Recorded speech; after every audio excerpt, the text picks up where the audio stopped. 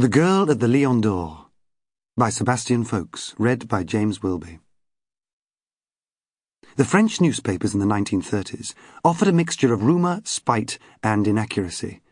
There was usually plenty of scope for all three. One bright November morning, a national daily on the streets of Paris offered 3 items on its front page.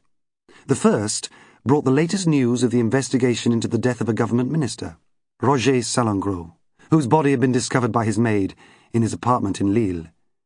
The second concerned some final ramifications of the Stavisky affair, a matter of bribery and high finance in which only the suspicious demise of the protagonist himself 2 years earlier had prevented the involvement of an even greater number of powerful people. The third story rated no more than a paragraph at the bottom of the page. A female intruder had been surprised in the garden of the Prime Minister's official residence. A negligent security guard was being questioned, but the police were not hopeful of finding her. The girl, believed to be from Paris, is said by police to be approximately 20 years old. The Prime Minister, Monsieur Léon Blum, was last night unavailable for comment.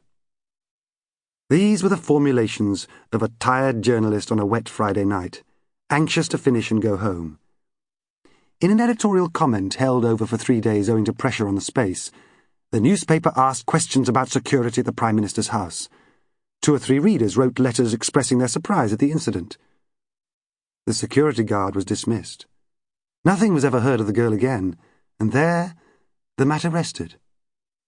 Compared to the deaths of public men like Stavisky and Salengro, the fate of an unknown girl was not important. It had no significance. Part 1. Chapter 1. In those days, the station in Janvier had an arched, glass roof over the southbound platform, as if in imitation of the big domes of Saint-Lazare. When it rained, the impact of the water set up a nervy rattle as the glass echoed and shook against the fancy restraint of its iron framework.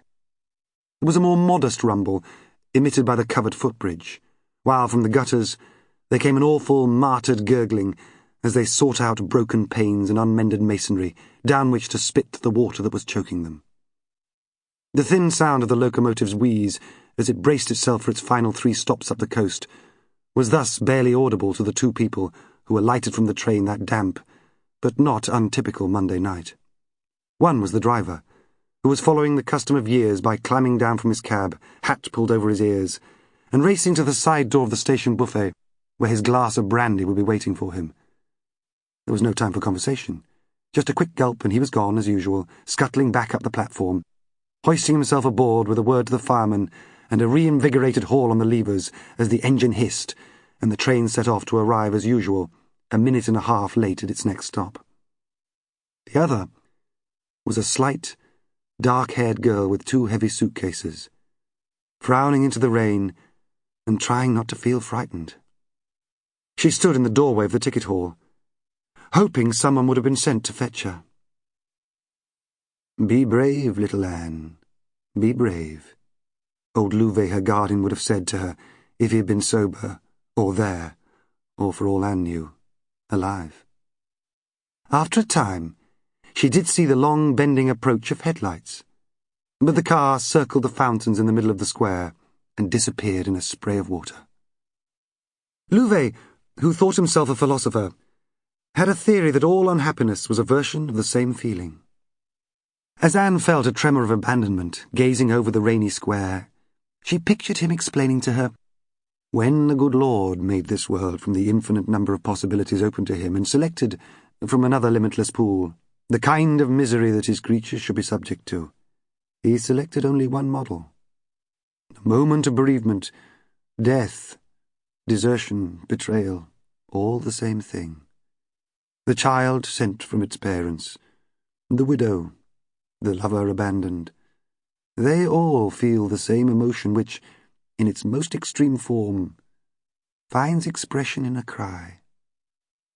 Practice had given an almost religious eloquence to Louvet's blasphemous conclusion, "One cannot, my dear Anne, escape the conviction that the good Lord was, if not unimaginative, then at least rather simple."